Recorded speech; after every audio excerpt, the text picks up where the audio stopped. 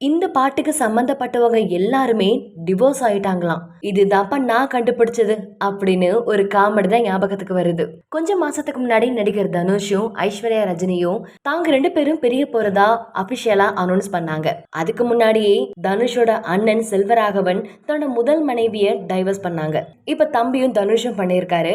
இப்போ இந்த வரிசையில அடுத்தபடியா இசையமைப்பாளரும் நடிகருமான ஜிவி பிரகாஷ் தன்னோட மனைவியான சைந்தவி பிரகாஷ விவாகரத்து பண்ண போறதா 2 பேருமே அறிவிச்சிருக்காங்க. இவங்க எல்லாரும் சேர்ந்து ஒன்னா பணியாற்றிய படம் தான் செல்வராகவனோட இயக்கத்துல வெளிவந்த மயக்கம் என்ன திரைப்படம். இந்த படத்துல இயக்குனரா செல்வராகவனும், நடிகரா தனுஷும், இசையமைப்பாளரா ஜிவி பிரகாஷும், பாடகியா சைந்தவியும் இருந்திருக்காங்க. இப்படி இருக்கிற சமயத்துல இந்த பாட்டுல இருந்த எல்லாருக்குமே விவாகரத்து ஆயிருக்குன்னு சொல்லி சோசியல் மீடியா முழுக்க கிண்டலும் கேலியும் அண்ட் அது மட்டும் இல்லாம ஹாட் டாபிக்காகவும் போயிட்டு இருக்கு. தமிழ் சினிமாவில் தனுஷ் ஐஸ்வர்யா ரஜினி அவங்க டிவோர்ஸ்க்கு அப்புறம் இப்போ அடுத்ததா இன்னொரு மிகப்பெரிய செலிபிரிட்டி கப்பல் தங்களோட டிவோர்ஸை அறிவிச்சிருக்காங்க. அது யாரு? ரொம்ப வருஷமா சின்ன வயசுல இருந்தே இசையமைப்பாளராக இருக்கக்கூடிய ஜிவி பிரகாஷ் தன்னுடைய ஸ்கூல் ஃப்ரெண்டான சைந்தவியவே காதலிச்சு அவங்கள திருமணம் செஞ்சுக்கிட்டாங்க. அவங்களும் மிகப்பெரிய பாடகியா மாறுறதுக்கு ஜிவி பிரகாஷும் ஒரு காரணமா இருந்திருக்காரு. இவங்க 2 பேரோட கூட்டணியில நிறைய மிகப்பெரிய பாடல்கள் ஹிட் அடிச்சிருக்கு.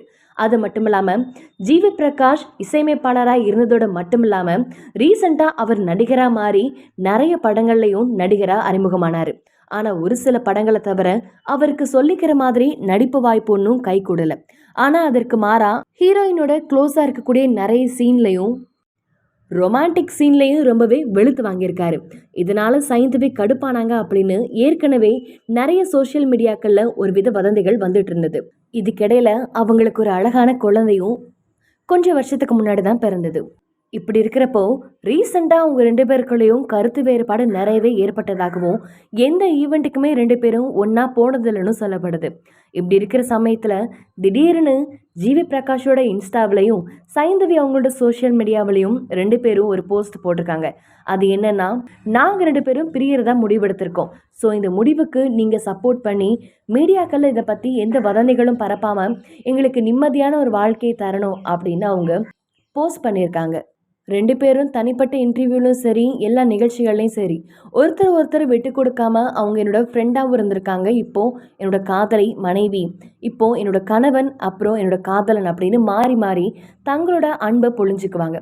ஆனால் இப்போ என்னடான்னு பார்த்தீங்கன்னா, எதுக்காக பிரிகிறோம் அப்படின்னு ரீசன் யாருக்குமே தெரியாத அளவுக்கு அவங்க தங்களோட விவாகரத்தை அறிவிச்சிருக்காங்க.